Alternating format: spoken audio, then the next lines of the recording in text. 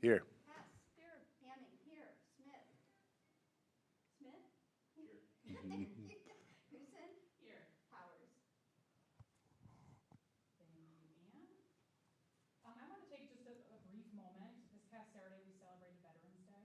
The Board of Education would like to take a moment to thank those who, despite the risk, and I should turn this on. So sorry. Despite the risk and sacrifice, chose to serve and defend this beautiful country. Our veterans, active duty service members, guardsmen, and reservists, your service has helped keep our country and its citizens safe and free. We'd also like to acknowledge those families of service members and veterans who help shoulder the weight of war and the burdens of sacrifice. To the mothers, fathers, spouses, and children of the military men and women, thank you. To our veterans in attendance this evening, we are grateful for your sacrifice and we honor your dedication to our country. Now, if you please stand and help us do the Pledge of Allegiance, we'd appreciate it. I'm not counting. I pledge allegiance to the flag of the United States of America and to the republic for which it stands, one nation, under God, indivisible, with liberty and justice for all. Thank you. Excuse me. And now we're at the adoption of the agenda. Is there a motion to adopt the agenda? I move we adopt the agenda. I'll second. Perfect. I have a motion by Brenda, motion by Hess, That's okay. second by Brock. Thank you. And now we are in, oh, sorry. All in favor? Sorry, first time doing this. Bear with me. All in favor? Say aye. Aye. Motion carries. Next, we are doing some public recognition today. We're super excited to have a couple students here. Yes, we do. We have a golfer and a cross-country runner. So the board members, if we can get in front of the board table here, I think first up, we'll ask Mr. Kaminsky to come up and present.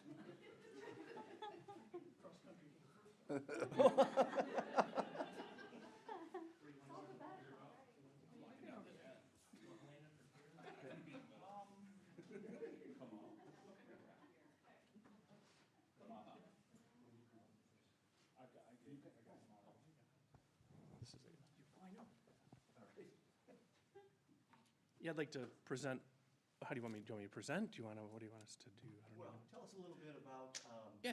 the season and where we ended up and how she's going to give us all free golf lessons. She could absolutely do that. Yeah, our season as our team, we finished fourth in our conference. We did not make it through regionals. Elena was our leader. I mean, she medaled in every tournament that we played in. And she actually finished third at regionals, which qualified her to go to the state finals. She finished 12th overall at state finals. She made the first team All-Berry County team. She's an unbelievable golfer, and she's worked really hard to get to that point. I mean, she's at the course every day. She's an impressive athlete. She's awesome. So she's a golfer where I'm a hacker. Well, congratulations. Thank you. There is a certificate for you, but I'd also like you to walk the gauntlet here and let the board members and myself congratulate you. So congratulations. Thank you. Great season. Thank you. Congratulations. Thank you. Thank you. Oh, thank you. All right. Thank you. Thank you.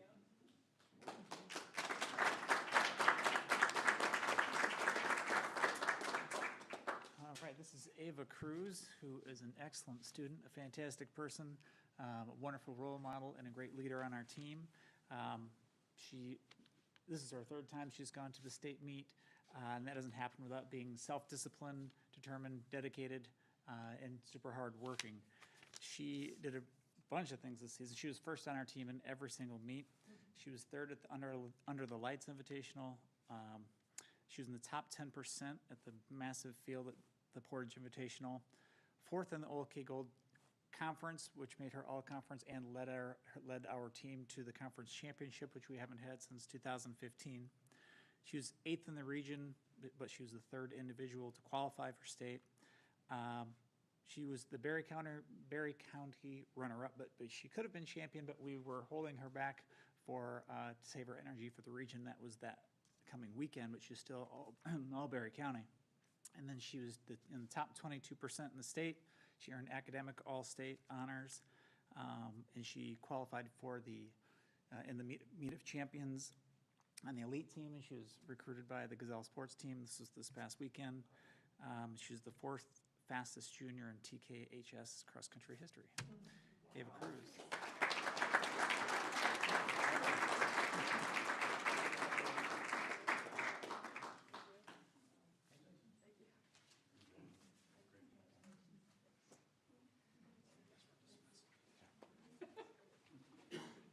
I'd probably have a heart attack if I went out and tried to run, so.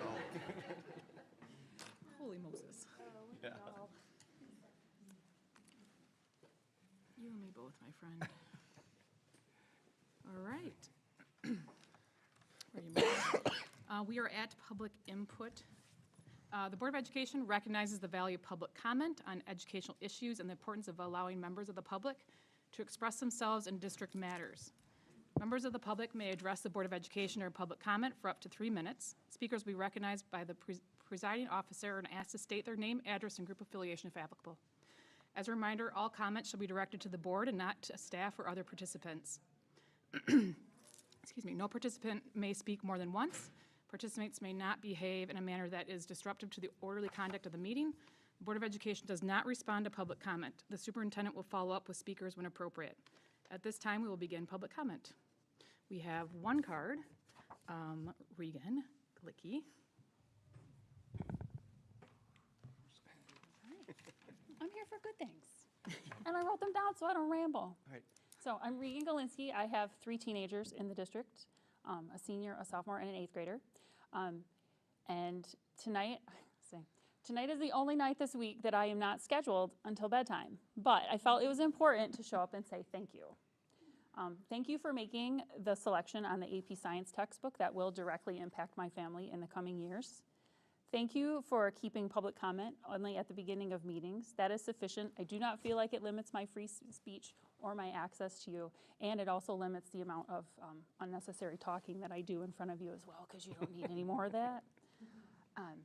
And finally, I think my biggest thank you is my family is really excited about the new seminar program for the high school students.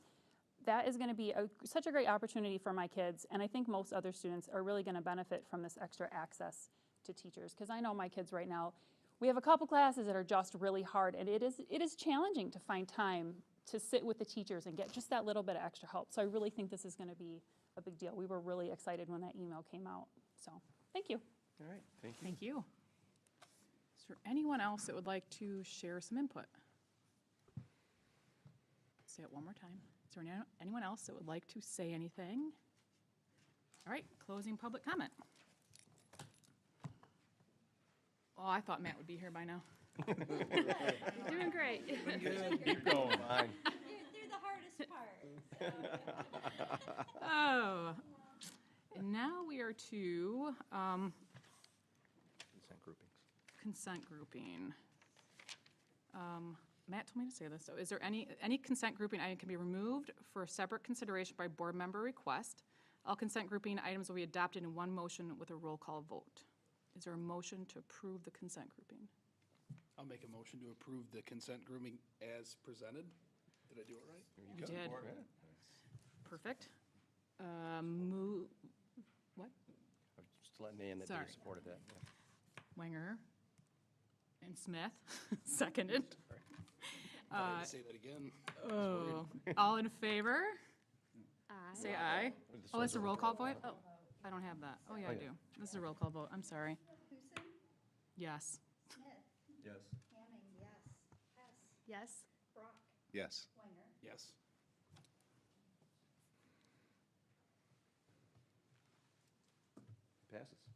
Passes. Passes. Okay. This will be the most entertaining meeting you've ever been to for the school board. So moving on to board. Moving on to items for information. We are at middle school building presentation. Yes. I feel like I'm in the other room a little bit. Okay. Can you hear me okay? Thanks. Right. Mic on. It's on. Okay. Maybe I'm not close enough. Is that good? Can you hear me? That's better? Okay. Thank you so much for allowing us to be here today and to showcase all things middle school. Lindsay and I, come up. First and foremost, we stuck with, maybe not, there we go, our strategic plan. As you know, this is the driving force for our district in the years to come, and we wanted to make sure that we're showcasing all the things that we're doing that directly impact the strategic plan at the middle school. Starting with academics and programming, learning environment and culture, communication and community engagement, finance, operations, and the next steps at the middle school level. And Lindsay will start with academics and programs. Do you want to move to the next? That's all right. So we'll start with our district-wide initiative that we have had for years, our multi-tiered systems of support, and how we utilize that within our building at the middle school. We will revisit this with some additional information, but just showing the 3 tiers and how our staff members are specifically going to help support all 3 of those tiers within their classroom. And so on the right-hand side, it shows right from them what they have set as goals for implementation for specific classroom supports, whether it's flexibility of time, providing those rubrics so the students know exactly what is expected of them, differentiation within their classroom for the many different levels that they see from hour to hour at the middle school. And just to remind you, the 3 tiers that we utilize within our district, first tier is available to all students within the building. So something that we really focus on are our PBIS points systems that we use. And then our tier 2 and tier 3 systems of support, that's where our intervention classes for math and ELA come into play, and then also our after school and at lunch interventions with our ELA and math interventionists.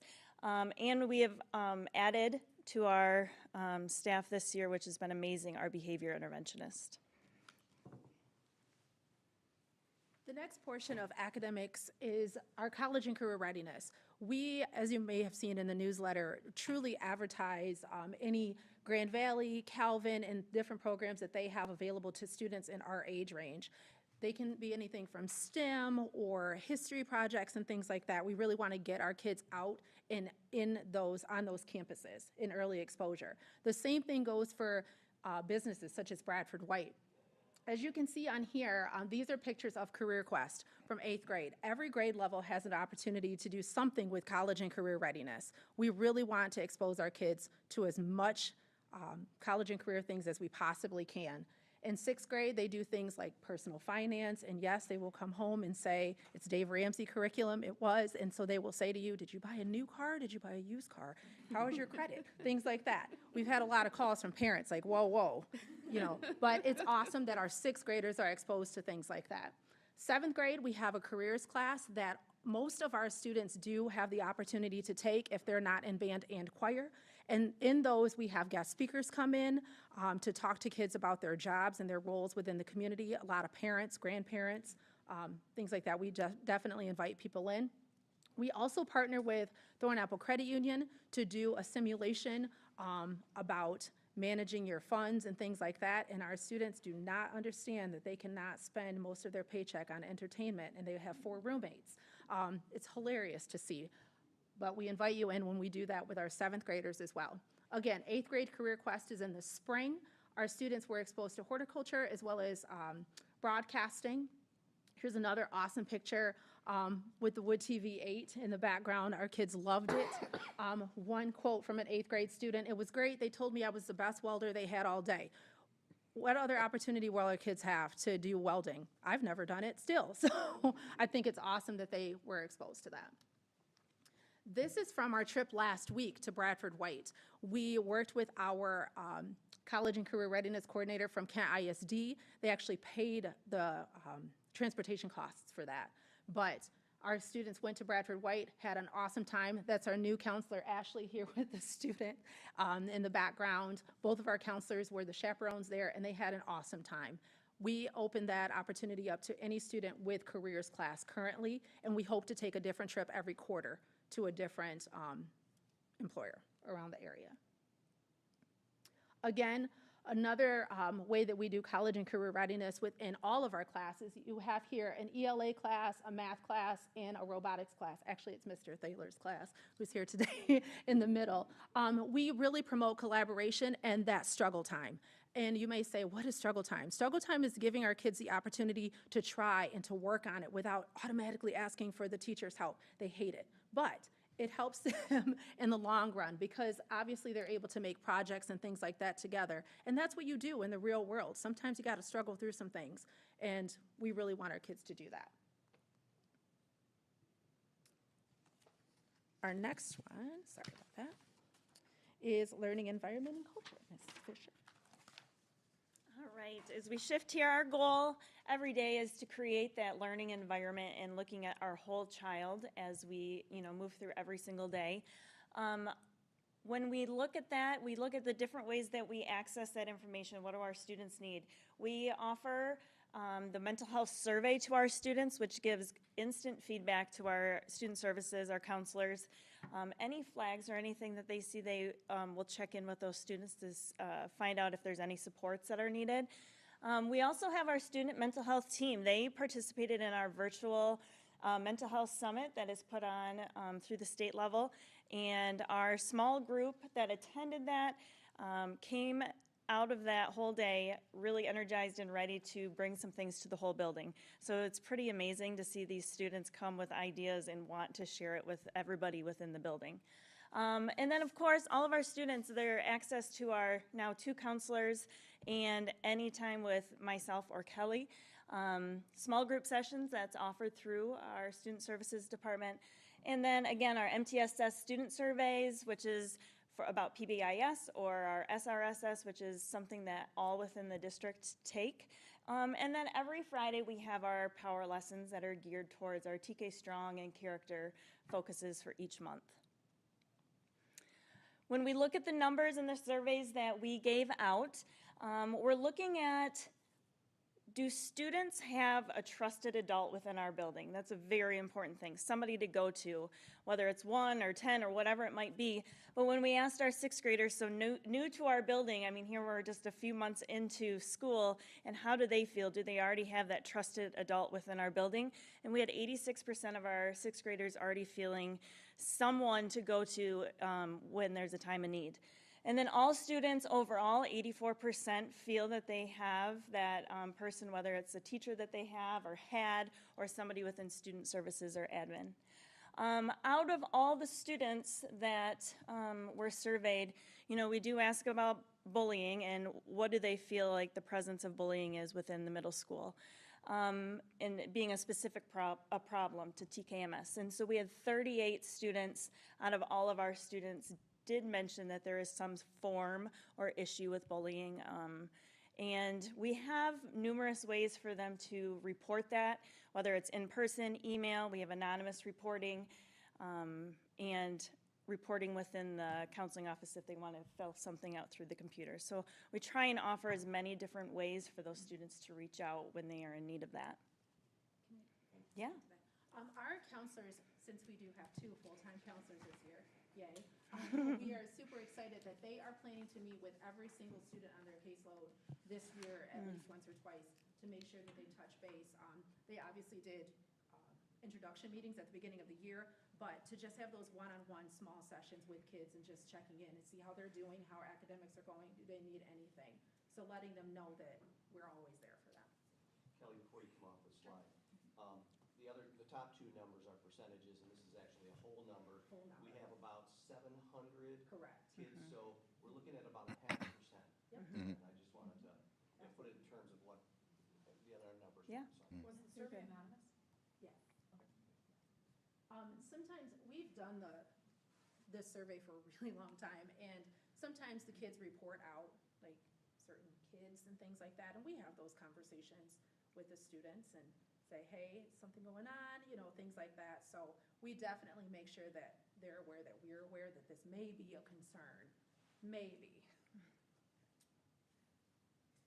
All right, and then looking more towards our PBIS program within the building, I think middle school is an interesting age for this type of program because you have to have buy-in for the students. I mean, we are rewarding and acknowledging positive behavior. Some of it is expected behavior at this age, but it's just very important to acknowledge the wants and the needs that we want within our building and things to continue. A little bit easier with the littler ones, and it gets harder as they get older. But 90% of our staff positively acknowledge students for following those PBIS expectations, and that is through our digital system that we have. Elementary have the physical tickets. Secondary, we use the app with the point system. And then 68% of our staff who took the survey rewarded those students with those points.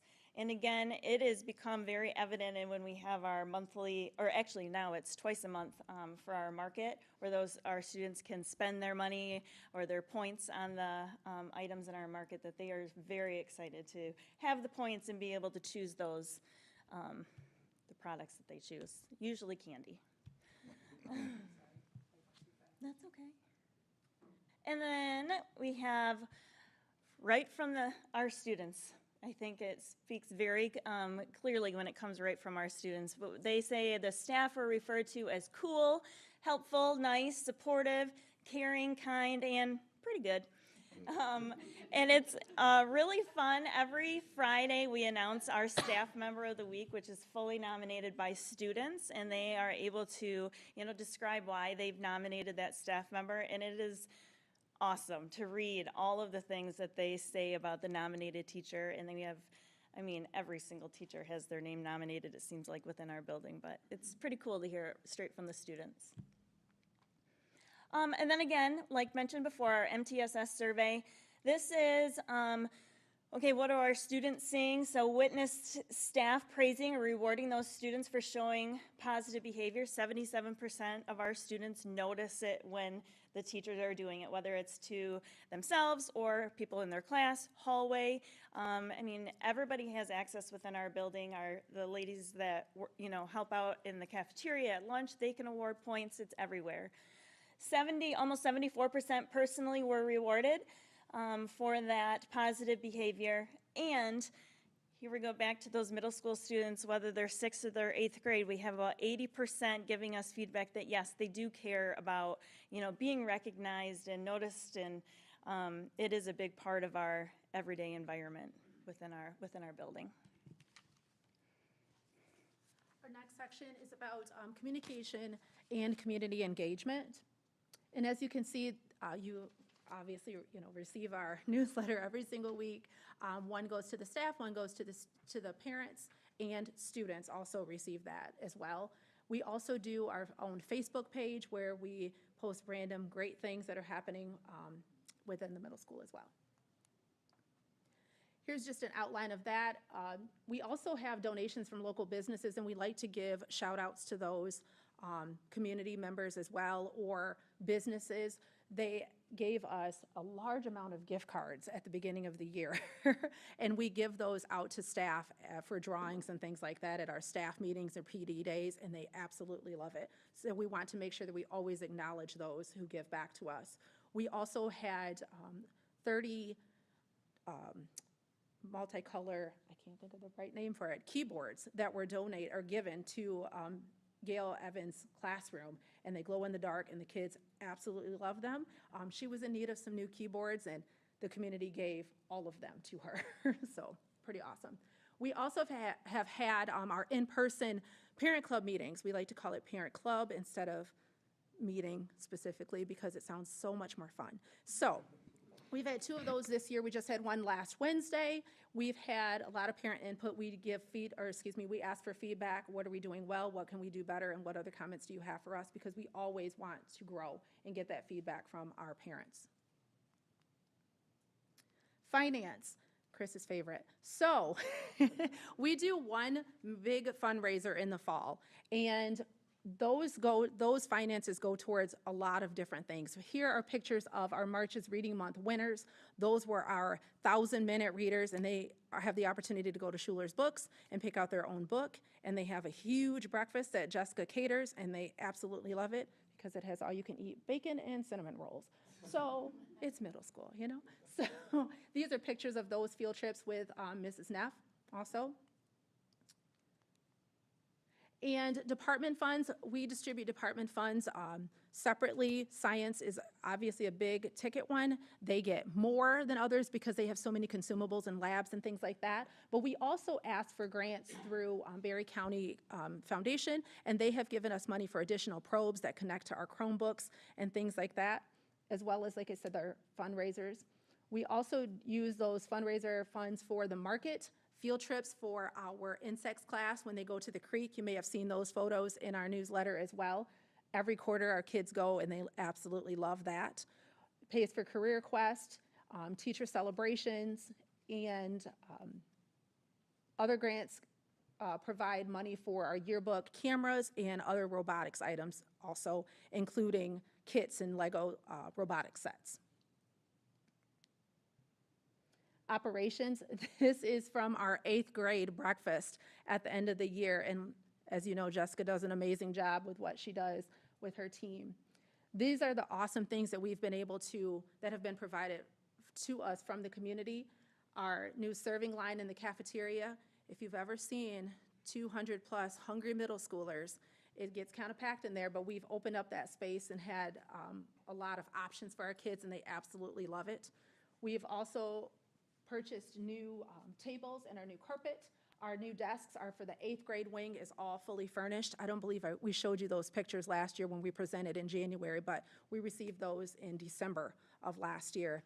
And I mean, Josh can probably attest, it makes, yeah, and the chairs, it's awesome. Our kids can move around. You can do different configurations with it. It's an amazing space for our kids, and they can fit comfortably in our chairs and desks.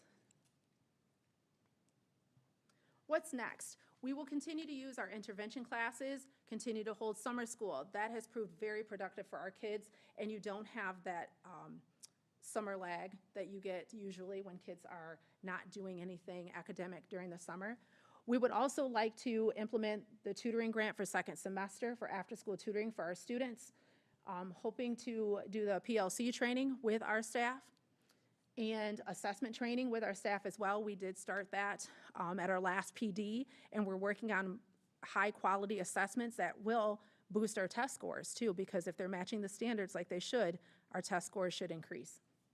We're also looking for increased programs through student services based on student need, continuing to survey those students. We have probably 40 kids signed up for anxiety group. We've had 2 or 3 different divorce groups. We have a grief group partnering with Ellie's Place right now. It's a large amount of kids, and we want to make sure that they're provided those services. We're also planning to give out a survey to our parents at the end of first semester and the end of second semester, so the end of the year. So what can we do to improve for second semester? What can we do to improve for the following school year? We're looking at our new science curriculum. We did pilot last year, but we were not fans, and neither were our students. Our teachers and students, so we're looking at something else because we want to find the best fit for us. And perhaps looking at a new ELA curriculum for next year, not for this year, but for next year. Continued improvements with seating in our classroom, and ongoing training on safety protocols for our staff and students. As you know, those are big, but we also want to make sure that they're well-versed in what to do in an emergency situation. Thank you so much for allowing us to present all things middle school. If you have any questions, you can always reach out. You can always come visit us. But thank you so much for everything you do for us. Thank you, Kelly and Lindsay. I've had 4 kids go through middle school, so I think anyone that's in a middle school building is a saint because of that age group. It's just a difficult age. So thank you. I always look forward to these updates from our buildings. And when the age group says you guys are pretty good, that's a high accolade. Yeah. That's really a good marker.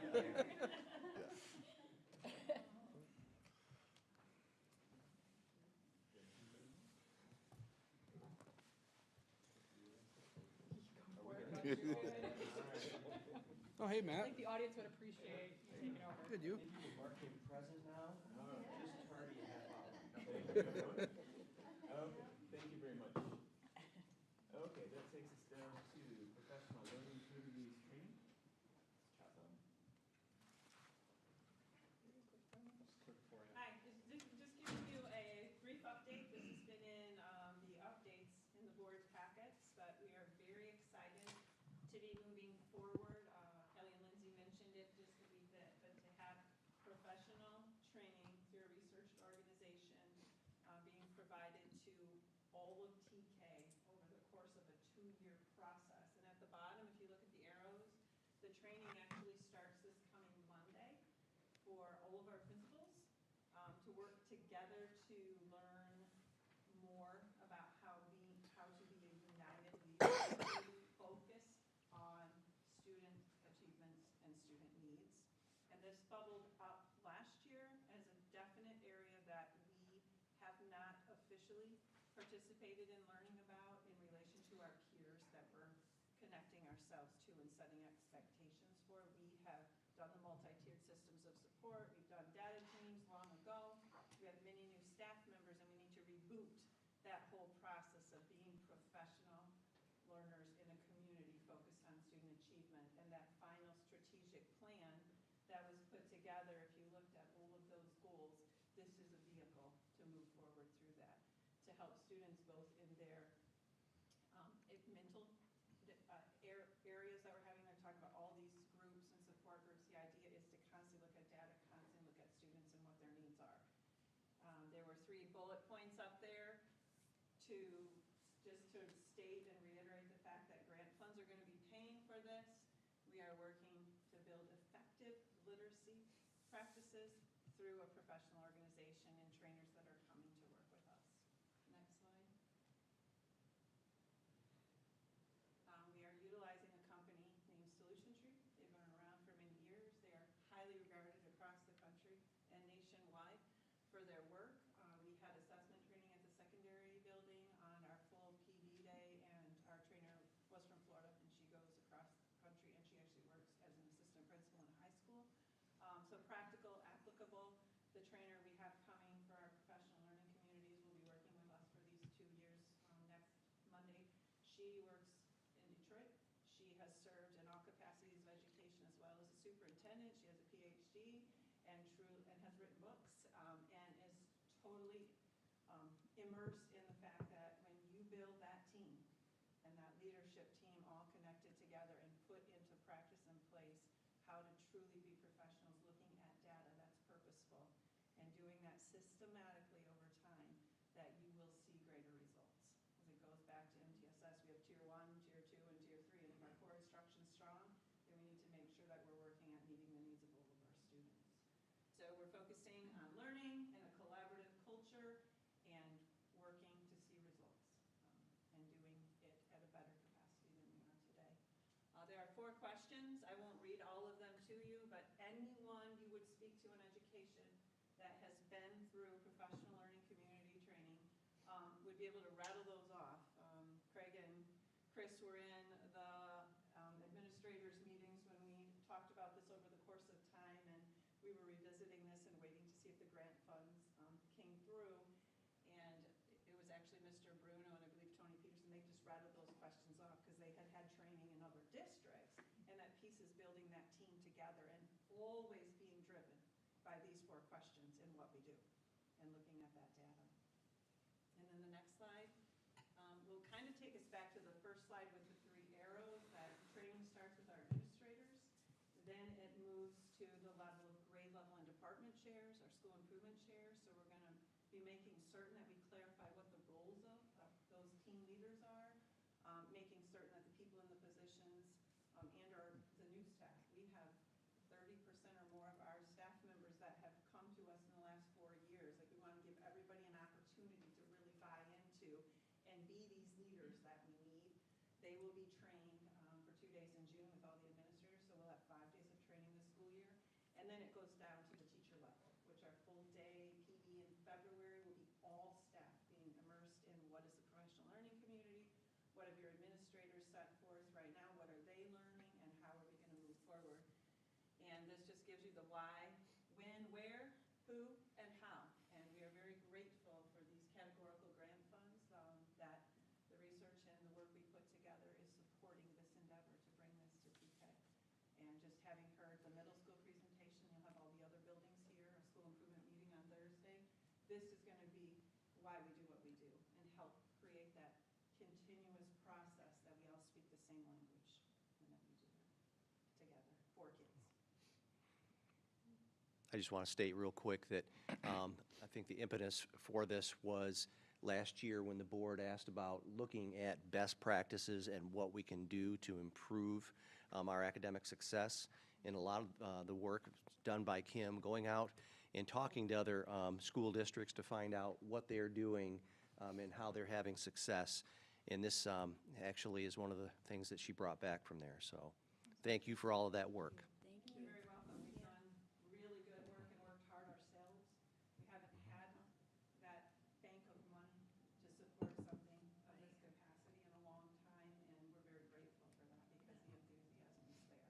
And you mentioned something about literacy training in there too. How does that? We did the assessment. Okay, okay. So we're working with secondary. They have summative assessment training, and what are your learning targets and standards, and how are you writing depth of knowledge level questions from a scale of 1 to 4 for each of those areas on each unit, and then the next session will be on formative assessments and checking. But when I speak literacy, this will connect to every content area such that we're data driven. So when we're meeting, we're not just planning a field trip, and we're not talking about what happened last week and we're frustrated with this kid and get spiraling. Those things happen to all of us. That when we have a professional learning community, these are the 4 questions that guide us. What data are we looking at? How are we making certain that what we're doing tomorrow is impacting and helping improve the data in any area? So it could be science, social studies, math. It's a big endeavor. It's a 3 to 5 year process, right? Like a strategic plan goal. We've been doing our best, but this is going to put us, Byron, Cal, those districts that we aspire to want to be. Absolutely. They've been through it. I told them that I was at the ISD last week, and curriculum colleague from Cal just came up and gave you a big knuckles, like, you got it, you're going to do that, TK, so the word's out. So now we have to hold ourselves to making that raise the bar for us and what we provide for our students. Well, thank you. I mean, I'm just, not only that you leaned into that desire that we have here, with fidelity, but that there is something out there that works. Because so many times we can do better, but nobody has the tools, nobody has the know-how. Where this, our peers they're like, hey, do this. We've seen results, and we have no reason to think we won't see just as good Have that much results. success as well, yeah. Oh, yeah. Take work by the professionals, because our teachers are Absolutely. professionals, and they're the ones that do the work every day, so we want to support them in a process that's going to help them do that work Right. as strongly as possible. And two, will this pull in, because you said something about not just, language arts, but everything, social studies, so even art, performing arts, PE, those two have to plug into this in some way. So we have departments and grade-level chairs across this district, and we look at all of those areas. And we will definitely have every one of those areas working on this, from special education to speech and language to working in those professional learning communities with a better set of standards. And hopefully be able to report out our findings and the work we're doing moving forward. Fantastic. So give us a little bit of time and a lot of learning. We're starting next Monday. Woo, yeah. But this paired with our new curriculum materials. Kim? Kim, I actually have a question for you. Is this an effort to get the entire district on the same page? Because I feel like some of these questions, you can already see that there's educators and principals already here putting this stuff in practice, but it's more of an effort to get everyone on the same page. Yes, and we put it into practice, but we don't always put it into practice as well as we could. And it's that system. And this is like a roadmap to help us do that? Great. And honestly, I should speak to that. We are pulling in our early childhood center as well. So Amanda will be part of that training, because we want to start from the minute a student comes to school, that we're learning who they are in system. Yeah. Yeah, we switch buildings 6 times if a student is here. Yeah. So that's a very good way to state that. Yep. Is this just for the principals on down, or does it go all the way up to I see administrators on there. Does it go up to the administration staff? Back to my first slide, I'll- the administrators have 3 days of intensive training scattered across this school year. Gotcha. Within that, we'll be planning out how this will roll out, and what our expectations will be when we have professional learning communities. Gotcha. As well as WIN, so planning for next year. February, all teachers will be trained on what this means, what this will look like, get a good understanding. It'll be a 6-hour with all of us together. And in the midst of that, redefining our grade level and department chairs, and then administrators and those chairs will be working for 2 days in June to get everything ready to roll. And then we have trainers coming that will be doing walkthroughs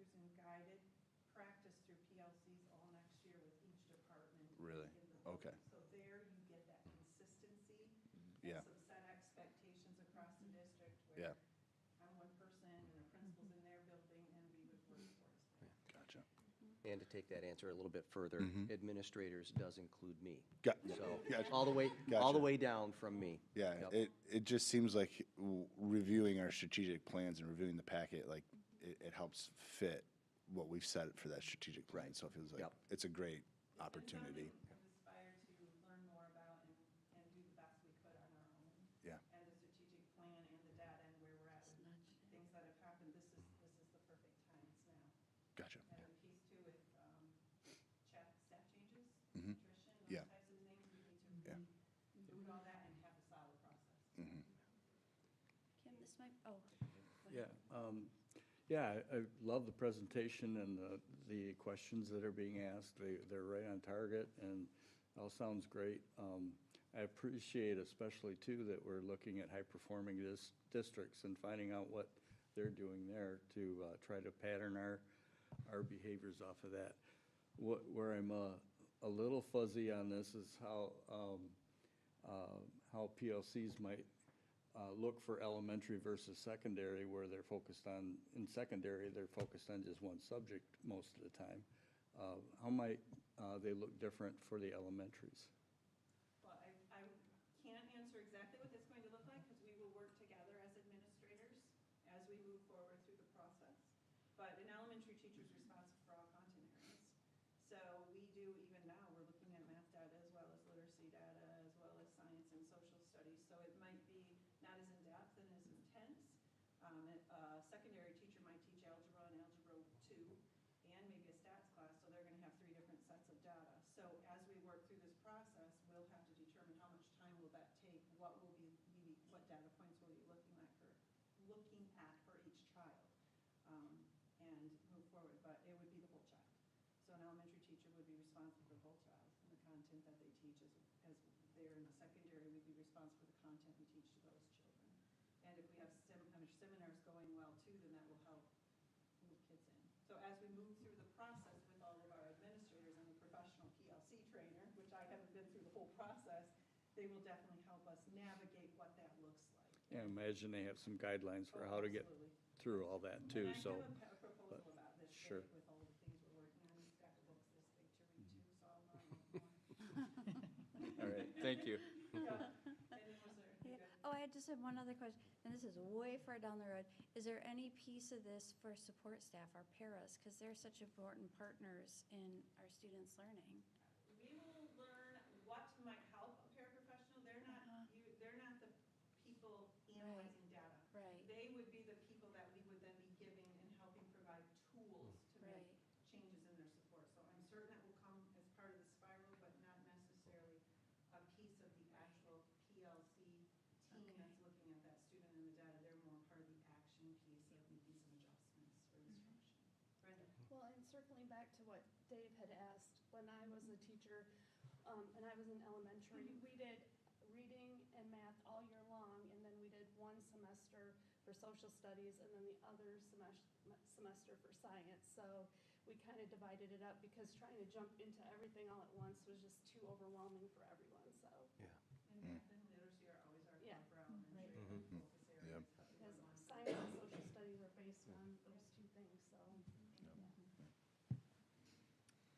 Any other comments? We'll update you as time goes on. Yeah, that's exciting. Thank you very much. That was wonderful and great to hear. Truly appreciate how everybody's embracing. All right, thank you. That takes us to committee and liaison reporting. Yes, the only committee that has met was the construction committee. Just to give you a brief update, contractors have been working on punch list items or warranty items throughout the district. Items like replacing the trees at the tennis courts or out here at the ECC have been being worked on, or flooring issues, making sure that seams on carpet are done properly. Those kinds of things are being worked on. The HVAC system at the high school is being fine-tuned right now as we're getting ready to head into the full heat season. I know I've given you a couple of emails regarding the pool. The pool roof has been completed. The metal flashing is getting ready to be put on the exterior of that section. And then the pool drains, the drain system is going to be connected so it's draining out into the basin, opposed to like when we took the construction committee there, and it was raining outside, and it was just draining into the pool deck, which is. Those are roof drains. Roof drains, yes, not pool drains, yeah, thank you. Yeah, yeah, I just got on a roll, and yeah, but, okay. The one issue that we've been running into is the bonding or grounding of the pool, and the logistics of the bonding are still being worked on, and GMB is putting together plans for OAK to be able to go in and connect the copper to all of the areas that need to be bonded or grounded. So once those drawings are done, OAK will be set to go and do that work, and then it's our intention to refinish the floor, removing the tile and putting in an epoxy finish in there that has a sort of a sand grit to it, so it's slip proof. And it should also be done, or will also be done, in school colors. So that's the intent. We're getting some samples of that, so it should look very cool once it's done. And the last thing on the docket here is the driveway out to 3rd Street should be completed by the end of next week, I believe. You know, knock on wood, that's what they're telling us right now. I know that they have the curbs up on 3rd Street, and they're getting ready to pave hopefully later this week, so. Is that something we should educate the public on, or is that not going to affect routing at all? It will affect routing at McFall, and John Washburn has been communicating with the parents, McFall parents. Okay, good. So, Good. Yeah, that's fun they got it in. I know that was a weather, we had some yeah, delays and. Yep. yeah. Well, and this week's weather is supposed to be fantastic, so Great. hopefully they can get a lot of that work done. Okay. Yeah. Thank you. Does anybody have any questions or clarifications? All right, thank you. That takes us to board items for action. Mr. LaHaye, some bus purchases? Going back to the strategic plan, all of these purchases and then all the PLC training that Kim spoke about, it's all about that, using of our resources to do the best thing, for kids every day. So this is quite a big purchase here. And rather than bring these to the board, one at a time, month over month, I got together with our transportation director, Chuck Walker, and we looked at what our plan would be for the year. So we'll just do one big, purchase, so to speak, and we'll purchase them over the next several months. And Chuck was going to come tonight, but I called him off and said, I could take this. But he did give me some really important data here to share with you. First of all, a look at the fleet as it stands right now. So you can see, and I know it's small up here, we have 35 buses in our fleet. It's a mixture of gas motors, propane, and diesel. We have the most diesel engines, and those are primarily some of our older buses. Overall, almost 5.3 million miles on our entire fleet.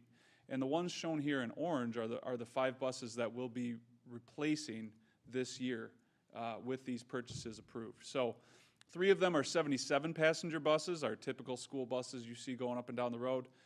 We'll be replacing a 30-passenger bus that's used for special education, and then a 15-passenger bus I'll speak about here in a minute. I'll talk about those with a little bit more detail. But, Chuck gave me some pretty interesting, stats. We drive 57,000 miles per month.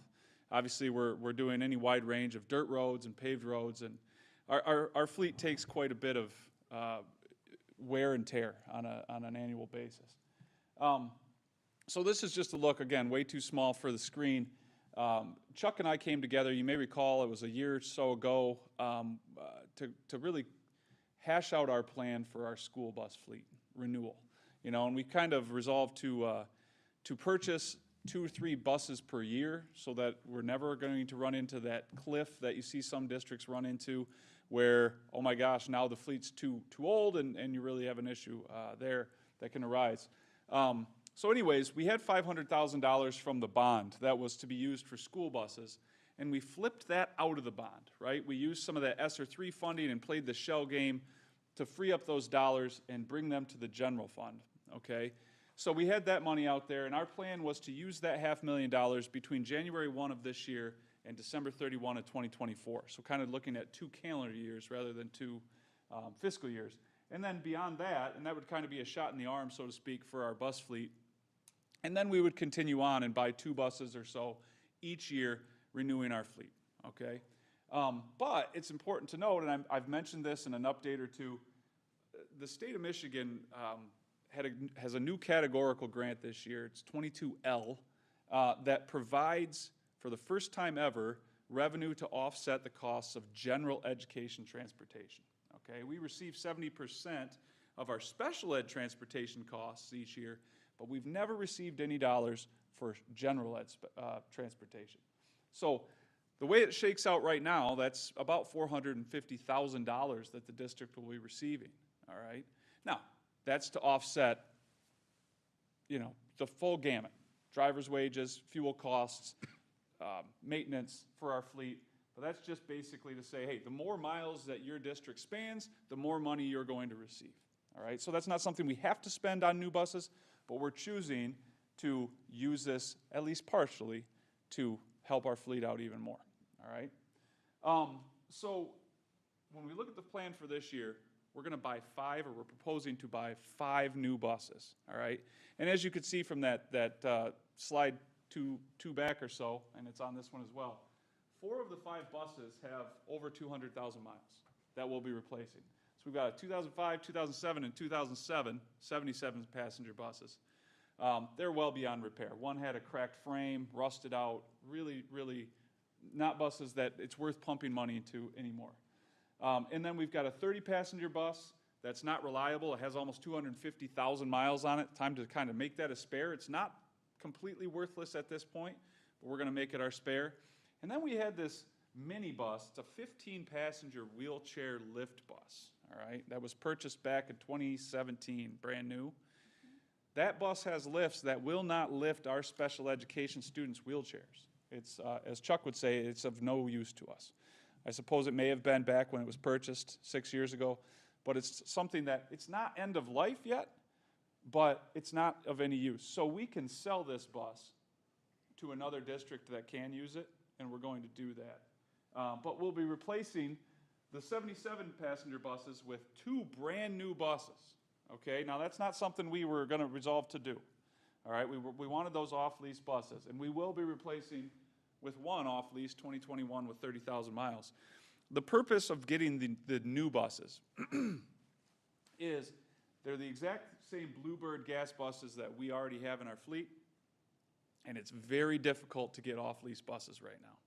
Just like with cars, the prices have shot up. A lot of districts, most districts that had leases are not returning them. They're buying out the leases, okay? And with lease rates, it's really not something you can do. It's difficult to get brand new buses as well, all right? So working through that with Chuck, you can see the cost is about $126,000 for a brand new bus versus $70,000 for an off-lease. But it also helps us diversify our fleet and have a couple bell cow buses that will last longer, and we're spacing out the years and the mileage even more. So that's our ask for those. The 30-passenger bus, this is a great buy here. It's a 2019 6-liter gas with under 30,000 miles. We're going to pick up for $32,000. Thought that one was a great deal. And then we have a great buy on a 2019 Bluebird. This is a propane, by the way. These are all gas buses. This is a propane bus that does have a lift that will fit our needs, and we'll be paying just under $90,000 for that bus. So we'll actually be able to lift those wheelchairs and get those students on like we intend to. All right. I'm talking a little bit longer on this than I wanted to. One thing I wanted to say, and we spoke about this the last time we approved buses.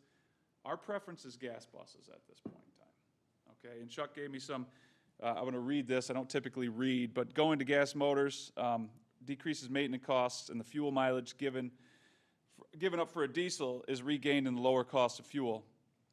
A diesel versus gas has 17 quarts of oil versus 7 quarts of oil, 3 filters versus 2. You have to have the DEF fluid versus no fluid in a gas bus. Diesel price is $3.23 a gallon versus gas price is $2.47 a gallon. I think you might have that reversed. And the price of a turbo on a diesel is close to $6,000. We can replace an entire crate engine for $6,000 on a gas bus. Plus, they're easier to work on. Okay, so we've spoken about that before, And so that's really our intent, is to go with these gas buses to the extent that we can for now. So I will open this up for any questions you may have. We're using a lot of different funding sources here, including the new general education fund, and that's why we're really coming to you with this large purchase. Looks like we're $11,000 short from spending all the funds, so. I know, it's weird how that kind of came. Tires, or what can we do? That's a good question. You gotta expunge all those funds. Well, keep in mind, maintenance costs are higher than they ever have been. You know, fuel costs are higher than they ever have been as well. So we're really just kind of using part of that. Yeah, yep. I know gas engines for cars and trucks are going a lot longer than they used to, but typically diesel engines are known to go close to 300,000 miles or more. Right. Where's the trade-off in that regard with gas versus diesel? My understanding with these new gas engines is they're efficient and they'll run, you know, as long as they're taken care of, which Chuck is a mechanic that, I mean, he's working on them and can do a lot more. Alan Bosworth, our regular mechanic, can work on the diesel and the gas. But I think from what I understand, and I don't want to say and speak out of turn, our regular maintenance on our buses that's going on now is much greater than it has been in the past in the district. So I know Chuck's confident that if we continue to give the routine maintenance to these gas engines, they're going to last just as long as those diesel engines. I think longevity has dropped a little on the diesel over-the-road efficiency with the DEF fluid. Yeah. They're putting them as well. Right. Filtration systems, not as efficient. Yeah, and I looked back, and I don't have it right here, but if you recall, about a year or so ago, when I had put a graph of the cost over time of diesel versus gas, and it does catch up, you know. So there is a time when it is a better deal. Again, that's comparing two buses with different ages and mileage. But I know in speaking to those two guys, they're very confident in the gas buses. And we still have, if you look at our fleet, I know that we're kind of moving in this direction, but even with this, we're still going to have a pretty good split of buses, because we still have the most are diesel, and this will bring it pretty even. Well, and the lower cost of replacing a gas engine helps to offset some of that Absolutely. as well. And, Absolutely. and I remember last time we were talking about propane motors, we were kind of shying away from them because they don't seem to last nearly as long as either of the other two. I asked Chuck that question about this bus, and he told me the only other bus on the market that he could find that met these needs, that would have the lift and the capacity we needed, was a brand new diesel. There's no gas engine like that. There's a brand new diesel 48 passenger with lifts at 150,000, just a little above 150,000. And so he said, given that, you know, that bus isn't going to run as far, and so he thinks that they can maintain it for a long time to come. So you've got to keep in mind too, and not to digress too far, most of the districts in Kent ISD, I believe, except for us and Caledonia and maybe Kent City, utilize Dean Transportation to drive their special ed students up to the center programs up at Kent ISD. And that is I know we're live streaming, that is a nightmare, because Dean cannot get employees, and you hear stories of kids being left on buses for hours or not being picked up. And so I'm grateful that we have a transportation department that is able to do this completely in-house, and you know, to be able to support them with these types of vehicles has just been fantastic. All right, thank you very much. Is there any other questions or queries? Appreciate the thoroughness. Thank you, Chris. Yeah, thank you. So looking for a motion to purchase some buses? Well, I'll move that we approve the purchase of 5 buses presented from Holland Bus Company for the amounts individually presented and in aggregate not to exceed $445,497. I'll second. Okay, we got a motion by Hamming and support by Winger. Is there any discussion? Just one quick question on that. I assume those are out-the-door prices and not That's no correct. taxes and other things? Yep, that's correct. No tax. These are purchased through the MSBO consortium pricing. You like you say, there's, just like there used to be my deal for purchasing vehicles, it's tough out there right now, so, yeah, it is through the consortium pricing. Yep. Thank you. Anything else? Okay, can we take a roll call vote, please, Ann? Sure. Brock, Yes. Hess. Yes. Wenger, Yes. Hamming, yes. Smith, Yes. Huson, Yes. Powers. Yes. Thank you, board. Motion carries. Thank you, Mr. LaHaye. All right, that brings us to Wonders ELA textbook purchase. We were presented last month with it. Right. We've had no community members or parents come in and request to look over the materials. We had the presentation last month, and if there are any questions, we have Kim here that could answer them, but. I'll just add, we've had some additional training. I've spent mornings and afternoons in the early implementers classrooms. The rigor is what we need. The interest level is incredible. The writing the students were having scaffolded and modeled and looking back at sources has been incredible. We're excited to have more training if this goes through for all staff in the elementaries at our January PD. But I asked again with the teachers I was working with, oh, no, this is amazing. There's just so much to learn, and they're really excited about it. But our goal will be to get it scaffold, get online access, unit one's in place, and get it in hands of teachers and train them so they'd be ready to roll next school year. So, been continually pleased and have had no concerns brought to my attention. Thanks. I just want to clarify, we're staying with My Sidewalks. Is that the right term? The 6, 7, 8, what's the 6, 7, 8? Oh, My My Perspective. perspective, sorry. My sidewalks. Into that, the cycle is we get through all of this and start getting it implemented, and then we'll be reviewing Okay. 6 through 12 ELA curriculum and determining if there are adjustments Right. to be made, not as part of the SILO. And then we're calling it K-5, but the young fivers also, or no? Just K? Young fives Okay. component at this time, they're continuing to use what they Okay. have, and then as we move. They'll through jump into it. adjustments and data, Okay. we can adjust. All right, thank you. Any other questions or?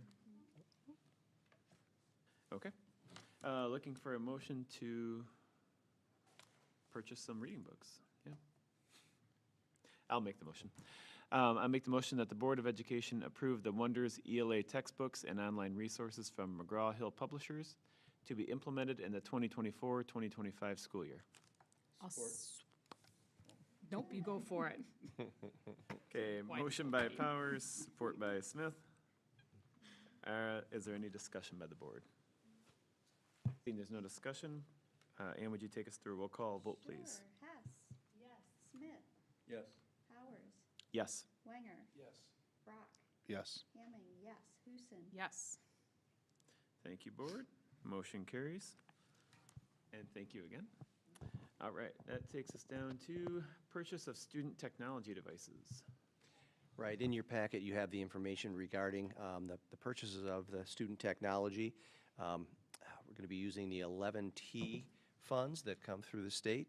And Chris, I don't know if you want to elaborate on that at all, but these are all going to be grant through that 11T funding source. Yeah, these are after-school devices for kindergarten through third grade. It's to use up a small subcategory of these grant funds. It's all approved by the state. We just need your approval to purchase them. Are there any questions? Otherwise, looking for a motion? I can make a motion. Okay. All right. The Thornapple Kellogg Board of Education approved the purchase of electronic student devices as presented. The amounts provided for an amount not to exceed $1,222,096. I'll support. Okay, we got a motion by Huzen, support by Hess. Is there any discussion on the motion? All right, seeing there's no discussion, Ann, would you please take us through a roll call vote, please? Yes. Hamming, yes. Hess. Yes. Brock, Yes. Wenger, Yes. Smith, Yes. Huson, Yes. Powers. Yes. Thank you, board. Motion carries. All right, and our last one for action is high school kitchen equipment purchases. Right, updating some of the equipment in the high school kitchen, including dishwashing, machinery, disposal, those types of things that would help You're standing there? Let me toss it to Chris. Well, I didn't know if you wanted me to talk about it or not. Go right ahead. You're You're standing doing a there. great job, though, sir. Instead of standing there and looking pretty. Well, thank you. Yeah, well, I put up some pretty pictures here. Oh, that's right. You know, this is stuff that has been around since the 70s, and it's really gross if you go take a look at it there in the middle, or the high school kitchen. Obviously, we are going to have a spend-down plan again this year, because we're serving more meals than ever. This is kind of the tip of the iceberg, so be ready for a lot of food service purchases coming. It's all food service fund. We went out with an RFP for this one. We had 5 bids, and that's why I just wanted to talk about this real quickly. The 5 prices that came in were all very close, okay? Stafford Smith was the low bid, all right? They were the low bid, and if you recall, at the middle school, we did a serving line last year with Stafford Smith. Kelly showed a picture of it. It's great, however, there were some hiccups, and I mean, it's a great company. We're still working through some of the issues with that serving line, and it won't be complete until probably around Christmas. I don't know whose fault it is. We really enjoy working with HPS. They're right here in Middleville. Their service is phenomenal. And so working with Jess Endress, our food service director, for under $4,000 difference, we're asking the board to approve a non-lowest bidder here to get the local vendor that we feel most comfortable working with on this purchase. So again, all out of the food service fund. We're hoping to do this with HPS for that price there. Just to reiterate, yeah, I think they're about 2 golf ball shots through the field here. Yeah. And I've only heard good things about working with them from different people, not just the schools. Yeah.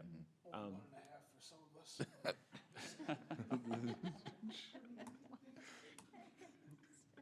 You're talking about Elena, who was here earlier? Yeah. Okay. All right, just making sure. Why you drive the cart?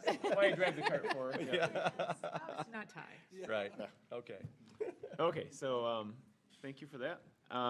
Again, any questions or looking for somebody to make the motion to move forward here? I do have a question. Are we gonna run out of food service needs? I mean, seriously, the spend down thing, or is it allowable to transfer it to another fund? And is it allowable to spend it on other things? Because the dollars we're talking about, we could buy a bus with some of this overage. Last year, we spent $500,000. Yeah. Or a little over $500,000 on capital outlay. Yeah. And we were $4,000 above what was allowable. So this $4,000 here would have been useful. But not right now. I mean, the state is maybe hearing that, but I have not heard anything about it. There are a lot of needs. We've got a lot of old ovens. We've got a lot. Sure. We're just gonna really It'll keep take a while. renovating our kitchens, I suppose. Okay. Yeah. Okay. But Chris, don't we transfer as much as we can over to the general fund? Yes. Yes, as much as we can. We would Yeah. transfer indirect costs each year to Sure. the general fund. Yeah. Yes. But it's not that No. Yeah. much. Yeah. We're doing what we can. Anyway, it seemed like years back that we did, like we shifted 50,000 or something. Oh, we're over. shifting at least that. It's Yeah. over Yeah. 100. Yeah. Yeah. Yep. Over 100 each year. Yeah. I do like the accountability of follow-through on previous projects to be a factor in that. Oh, yeah. Keep it local. Right. Yep. So, Okay, I'll make the motion. Make a motion that the Thornapple Kellogg Board of Education approve HPS for the purchase of the items presented for the TKHS Thornapple Kellogg High School dishwashing equipment as presented for an amount not to exceed $78,420.29. I'll second. Motion by Powers, support by Winger. Is there any further discussion? All right, Ann, would you please take us through a roll call vote, please? Yes, Smith, Yes. Hamming, yes, Powers, Yes. Huson, Yes. Wenger, Yes. Brock, Yes. Hess. Yes. Thank you, Board. Motion carries. All right, and that takes care of that. We have Superintendent's report. sure. Just a few local items here. I'm sure all of you are aware of the annual spaghetti dinner that Rotary's always done. Well, this year they're going to be doing a pickup chili dinner on December 9th. So the dinner includes chili, cornbread, butter. There will be sour cream and jalapenos available. The meal is $8 and can be picked up at the United Methodist Church between 3:30 and 5:30 at night. I do have tickets if you're interested. You know, just letting you know. All right. And TAF last Thursday approved a number of grants for classrooms throughout the district. While there were $21,000 in grants requested, they approved $10,900 in grants for our classrooms, which is fantastic.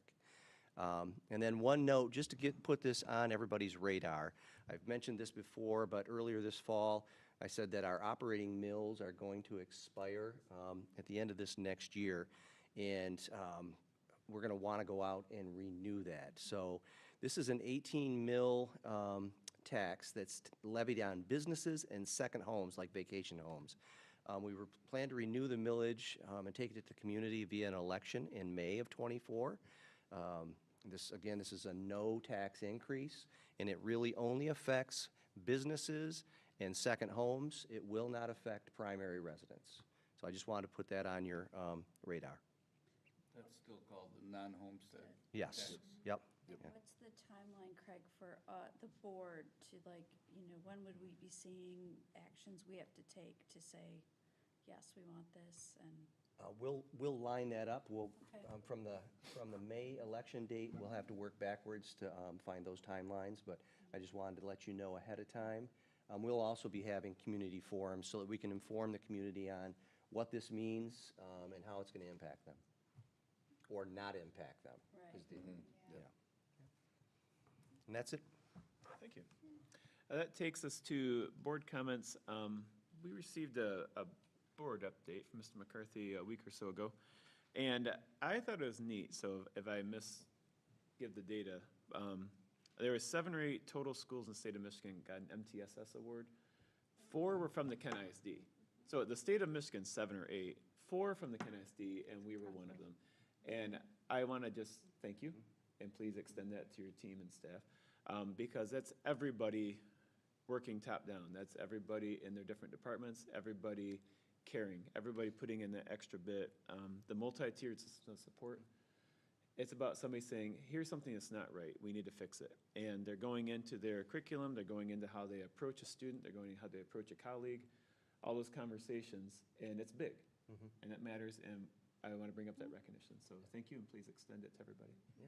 Well, Kim's here she does a lot of that work, and yeah, we can just send that message to the entire team. So, yeah.